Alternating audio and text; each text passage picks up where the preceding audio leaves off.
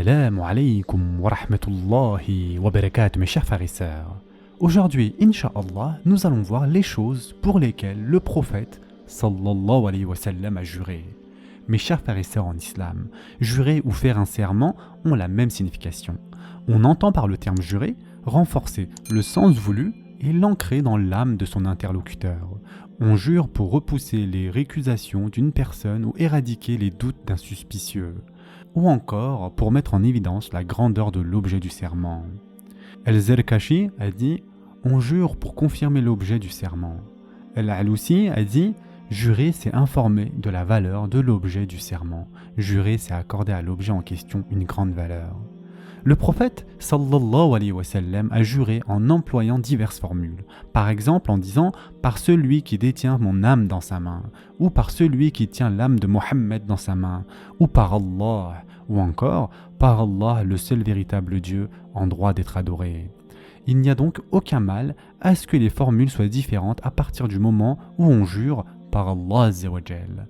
En effet, jurer par un autre qu'Allah est du polythéisme.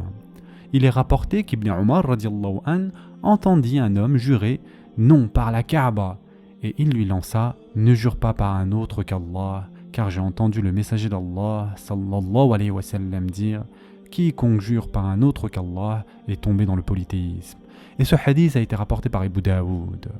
Celui qui examine la biographie prophétique constatera que le prophète sallallahu alayhi wa sallam a juré pour différentes choses pour les confirmer ou mettre en évidence leur grande importance.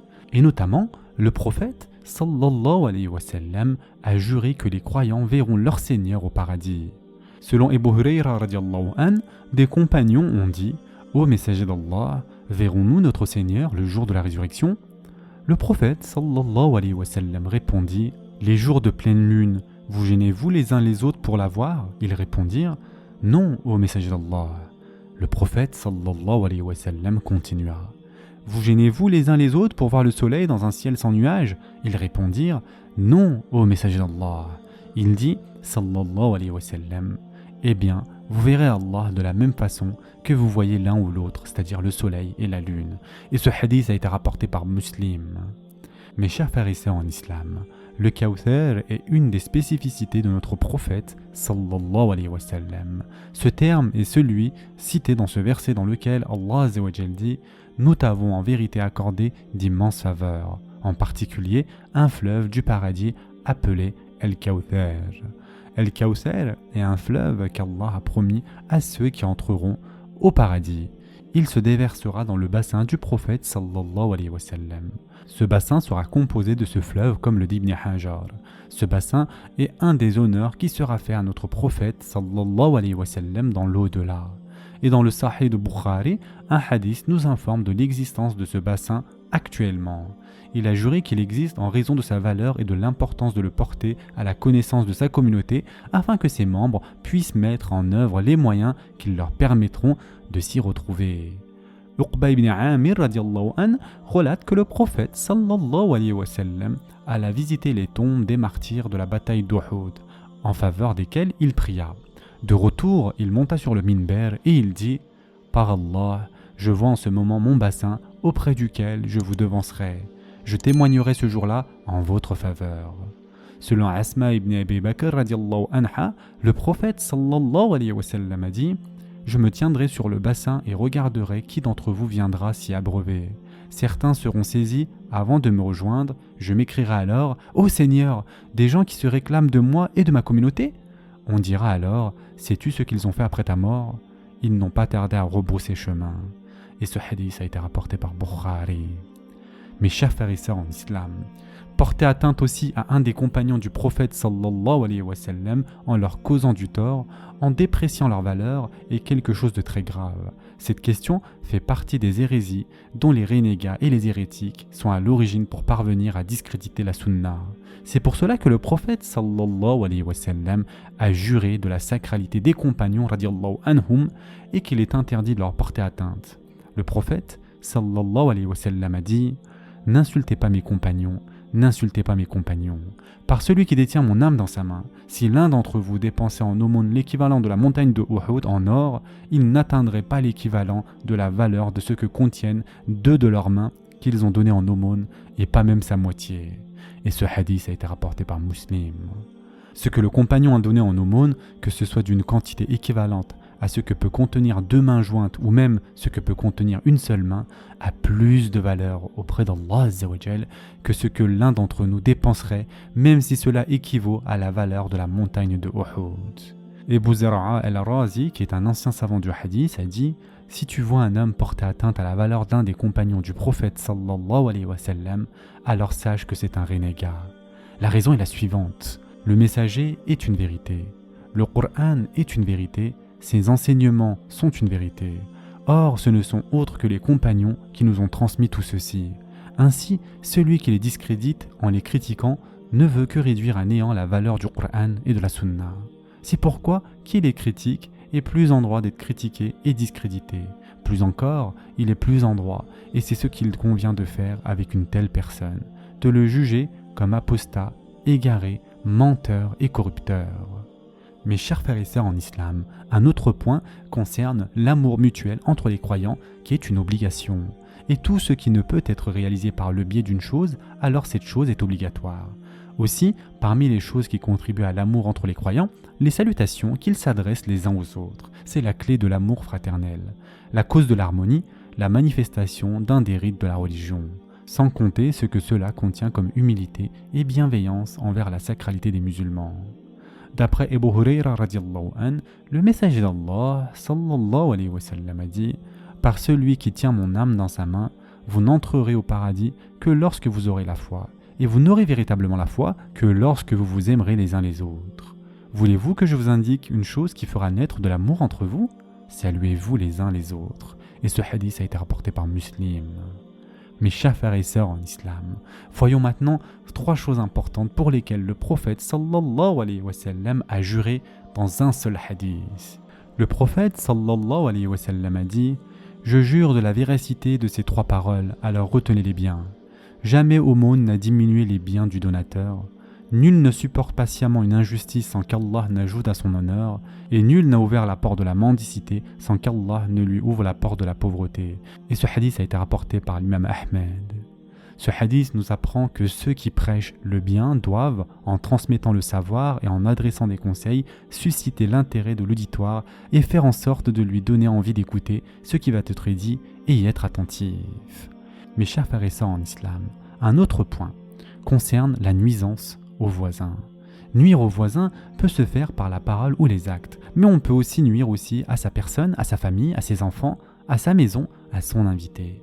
Et le prophète sallallahu alayhi wa sallam, en jurant pour interdire de nuire à son voisin, a dit « Par Allah, il n'est pas croyant, par Allah, il n'est pas croyant, par Allah, il n'est pas croyant. » On demanda « Qui donc, ya Rasulallah ?» Il répondit « Celui dont les voisins ne sont pas à l'abri de sa malveillance. » Et ce hadith a été rapporté par Bukhari. Ce hadith et ce serment du prophète sallallahu alayhi wa sallam enjoint à ne pas nuire à son voisin et il confirma ce fait en jurant à 3 reprises « Par Allah, il n'est pas croyant. Par Allah, il n'est pas croyant. Par Allah, il n'est pas croyant. » Mes chers frères et sœurs en islam, le Coran recèle beaucoup de versets en lien avec le monothéisme, des récits et des lois. L'importance du monothéisme en islam est bien connue. Et la sourate Al-Ikhlas reprend cette notion de monothéisme. Dans son exégèse, El-Sa'adi a dit « Cette sourate comprend le monothéisme des noms et des attributs. » Le prophète sallallahu alayhi wa sallam a juré de son mérite et a affirmé qu'elle équivaut au tiers du Coran. D'après Ebu Saïd al-Khudri radiyallahu an, un homme en entendit un autre répéter à plusieurs reprises la sourate débutant par ces mots « Dit Allah est la seule et unique divinité. » Le lendemain matin, l'homme qui semblait ne pas connaître le mérite de cette sourate alla en informer le messager d'Allah sallallahu alayhi wa sallam qui lui répondit « Par celui qui tient mon âme dans sa main, elle équivaut au tiers du Coran. » Et ce hadith a été rapporté par Bukhari. Ce hadith est la source d'une grande motivation pour lire cette sourate grandiose, connaître son exégèse, s'arrêter sur ses significations, se conformer à ses prescriptions et se soumettre à ce qu'elle implique. Et enfin, pour terminer, mes chers frères et sœurs en islam, le messager d'Allah, sallallahu alayhi wa sallam, incitait toujours au repentir et encourageait les gens à implorer le pardon divin. Il jurait de l'importance de ceci. Et en effet, le prophète sallallahu alayhi wa sallam a dit « Par celui qui tient mon âme dans sa main, si vous ne commettiez pas de péché, Allah vous ferait disparaître avant de vous remplacer par des hommes qui commettraient des péchés, puis imploraient le pardon d'Allah le Très-Haut, qu'il leur pardonnerait. » Et ce hadith a été rapporté par Muslim. Dans ce hadith, mes chers frères et sœurs en islam, et d'autres qui lui sont similaires, le prophète sallallahu alayhi wa sallam n'a pas voulu dire qu'il ne fallait pas accorder d'importance au péché, comme pourraient se méprendre à le comprendre ainsi les gens qui sont distraits. Mais tout comme Allah aime être bienfaisant envers ceux qui sont bienfaisants, il aime aussi passer outre les fautes de ceux qui en commettent et les pardonner. Allah Azza wa Jal n'a pas voulu faire que les hommes soient comme des anges, exempts de tout péché, mais il les a créés avec un penchant naturel vers les passions. Il les a ensuite chargés de s'en prémunir et leur a appris qu'on pouvait se repentir après avoir été éprouvé. Si le fidèle a su se prémunir du péché, alors il en sera récompensé. Et s'il a fauté, alors il peut se repentir. La sagesse à cela est qu'Allah Azza wa Jal manifeste sa qualité de bonté, d'indulgence et de pardon. Abu Hurayra radiallahu an rapporte d'ailleurs qu'il a entendu le prophète sallallahu alayhi wa sallam dire « Par Allah, j'implore le pardon d'Allah et je reviens repentant à lui plus de 70 fois par jour. » Et ce hadith a été rapporté par Bukhari. Mes chers frères et sœurs en islam, notre prophète sallallahu alayhi wa sallam nous a enseigné notre religion, mis en évidence le licite et l'illicite par incitation parfois et dissuasion d'autres fois. Il nous a mis en garde et prévenu. Il nous a conté des récits, nous a donné des exemples. Pourtant, il savait bien que ses compagnons croyaient avec certitude en ses propos et que nous aussi y croirions par la suite avec certitude. Néanmoins, il a eu recours parfois à des serments et à jurer dans certaines situations pour des choses importantes. Ceci pour stimuler notre motivation et expliquer le danger et la gravité des faits pour lesquels il jurait. Quand le prophète sallallahu alayhi wa sallam jurait, c'était pour indiquer le mérite et l'importance d'un acte d'obéissance ou d'une œuvre pieuse. Nous devons alors lui obéir promptement et adopter l'attitude adéquate. Mais il pouvait aussi jurer pour une chose contre laquelle il souhaitait nous mettre en garde et de laquelle il redoutait le danger et les néfastes répercussions qui pouvaient en découler. Dans ce cas, nous devons nous méfier de ne pas nous retrouver confrontés à l'objet de la mise en garde. Dans d'autres cas, il pouvait aussi jurer pour informer d'un point du dogme ou l'ancrer dans nos âmes. Nous devons alors avoir foi en ceux dont il nous informe, quand bien même cela irait à la rencontre de nos raisons, puisque le prophète sallallahu alayhi wa sallam ne dit que la vérité. Ce sera tout pour aujourd'hui. En attendant, prenez soin de vous mes chers frères et sœurs, et à très prochainement, Inch'Allah.